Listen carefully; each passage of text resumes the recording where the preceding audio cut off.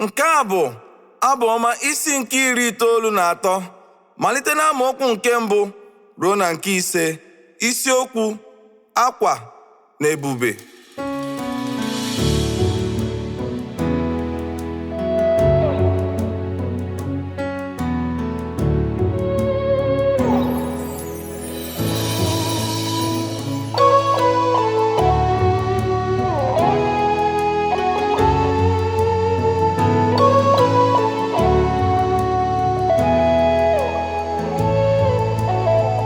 Jehova kweze ịdị elu ka o yiriworo dịka uwe.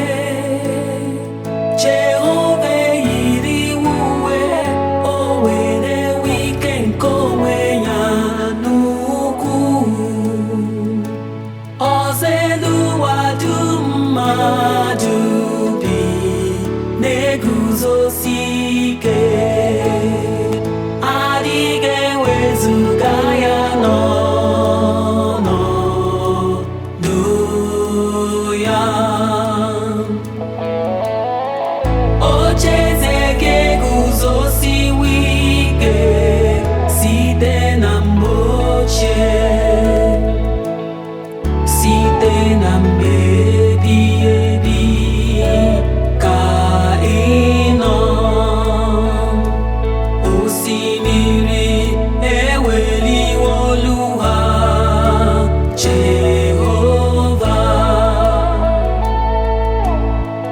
Osimiri eweliwo olu ha, osimiri na-eweli ebili mmiri niile ha elu.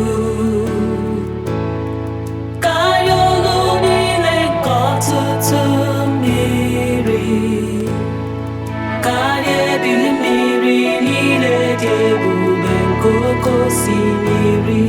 Jehova nke nọ n'ebe dị elu dị ebube. Ihe ama gị niile kwesịrị ntụkwasị obi nke